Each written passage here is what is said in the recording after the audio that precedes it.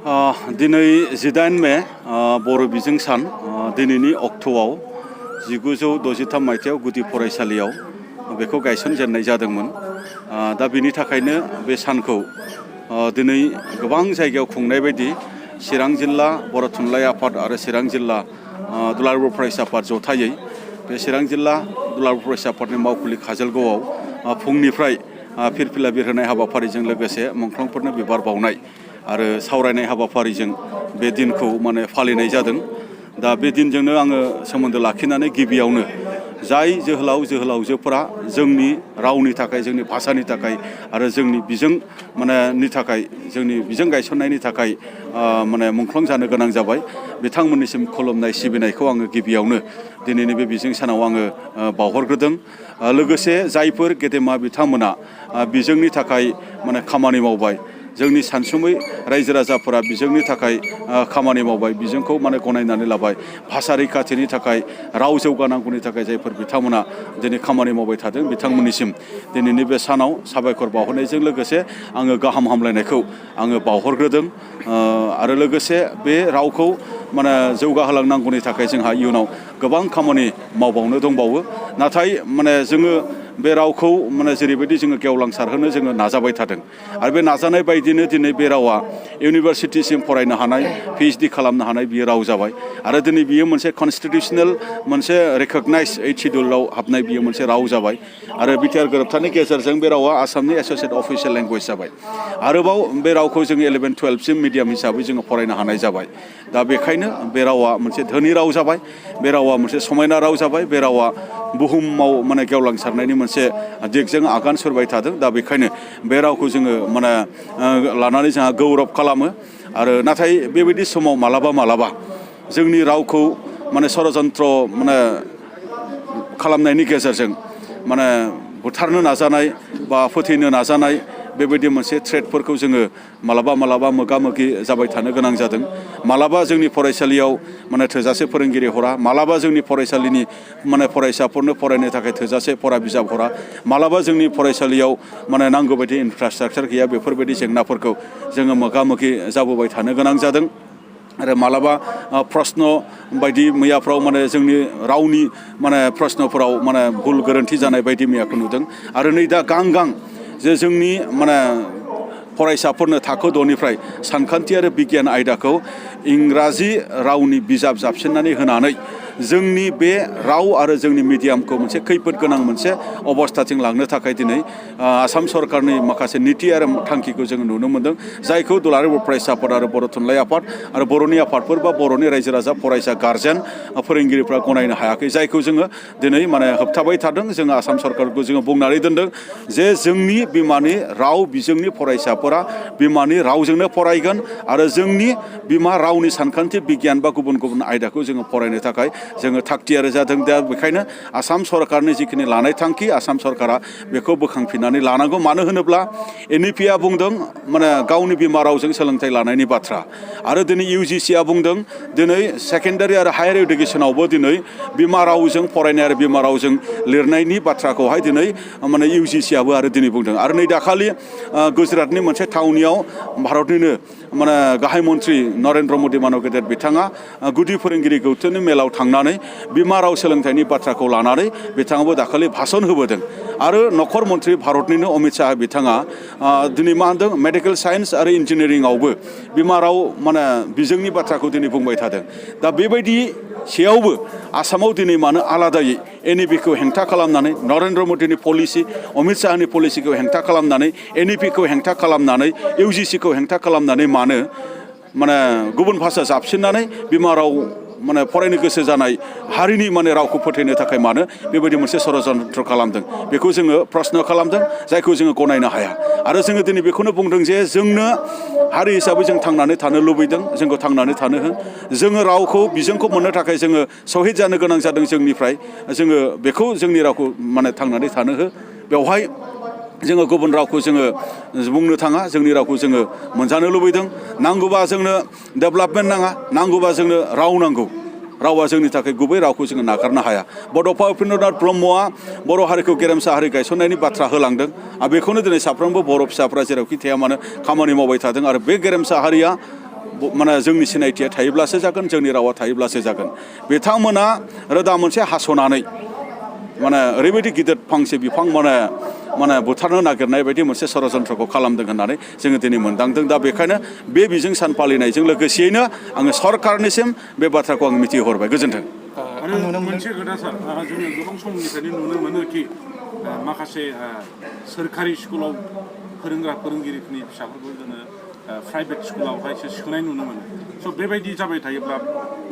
सरकारि स्कुलनि फरायसाफोरा जोबलांगोन नामा फरायग्राफ्रा जेनेबा गथ'फ्रा दिनै माने मोनसे मिडियामा थांनानै थानांगौब्ला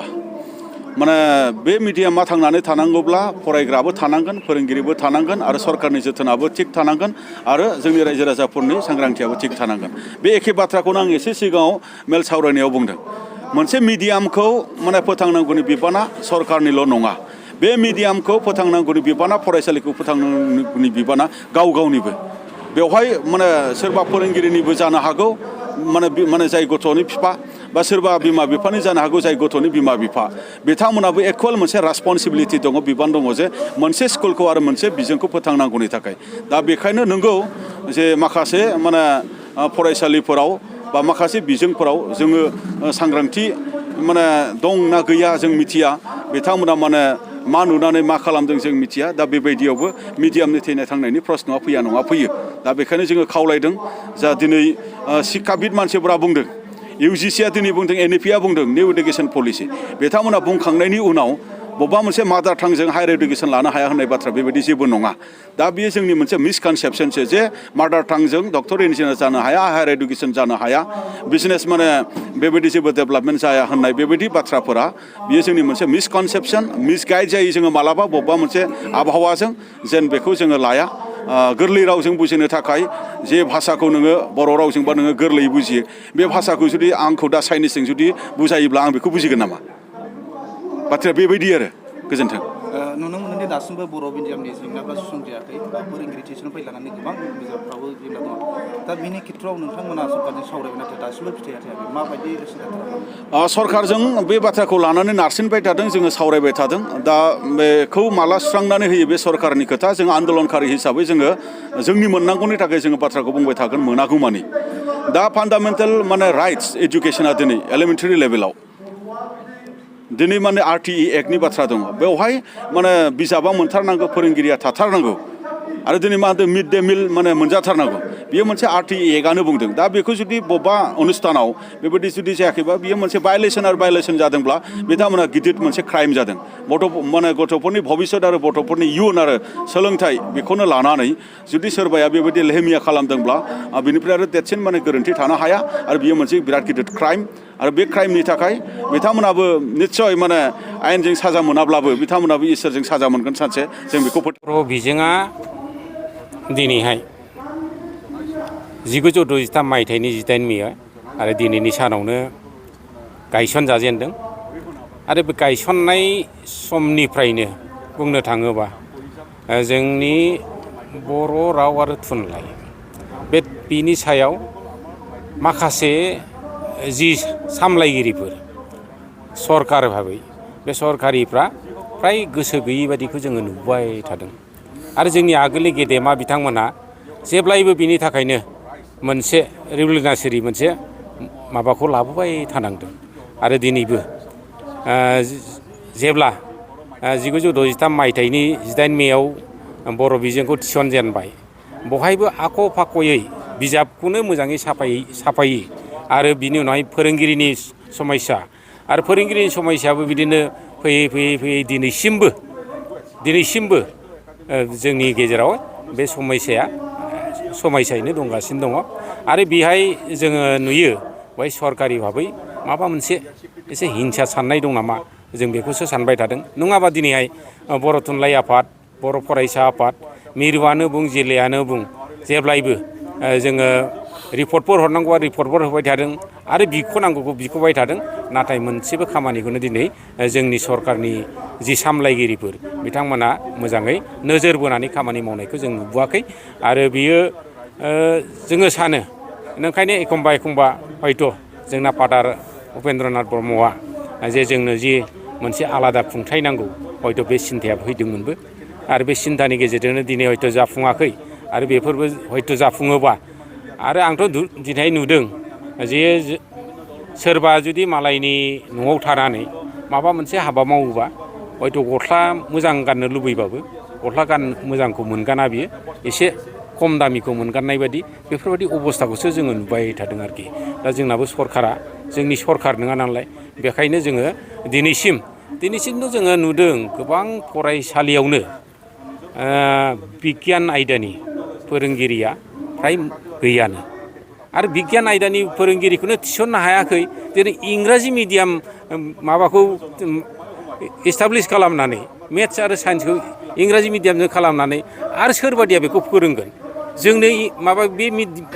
बेखौ फोरोंनो थाखायनो जोंनो फोरोंगिरि थिसननानै होआखै बिसोरो आरो बेखौनो दिनैहाय आरो इंराजिजों फोरोंबावनांगौ जोंनि बर'नि माबाया बे मोनसे दुखुनांथाव आरो सरकारनि बे जि हाबाफारि जों बेखौ दिनैहाय बर' बिजों सानाव जोङो मोनसे बिराद रंजानांगौसोमोन खिन्थु दिनै खुद्रिनो गोनां जादों आरो खुद्रिनायनि गेजेरजों बेखायनो सरकारनिसिम आं मोनसे बाथ्राखौ मोनथिहोनो लुबैदों जाहाथे जोंनि बर' राव आरो थुनलाइ आरो बर' माहारिनि जि थांखि बे थांखिफोरखौ गासिबखौबो नोजोर बोनानै मावफुंनो हानाय खामानिफोरखौ जुदि सरकारा मावोबा हयथ' जों एसे गोजोन मोनगोन आरो नङाब्ला जोंनि गेजेराव जेसेबांखि दिनैहाय गोजोन फैदों बुङा बे गोजोना जेब्लायबो जों गोजोनखौ मोननाय नङा आरो जोङो दिनैहाय मोनसे बाथ्राखौ साननांगोन दा जोंनावबो गोरोन्थि गैया नङा दङ थायो एफा एनै थायो आरो खिन्थु जोङो गोरोन्थि दंब्लाबो जोङो सानलायनानै जुदि जोंनि माबाफ्रा फोरोंगिरिफ्रा थिग थाक जायोबा हयथ' बर' फरायग्राफ्राबो आरो बांबाय थागोन जिहेथु बिगियान आयदा आरो सानखान्थि फोरोंनोनो मानसि गैयाबा दिनै सोलोंनो नैबे अबस्थाबो फैदों आरो बेयो हयथ' दिनैनि जि दुलाराय बर' फरायसा आफाद आरो मिरु बर' थुनलाइ आफादनि जि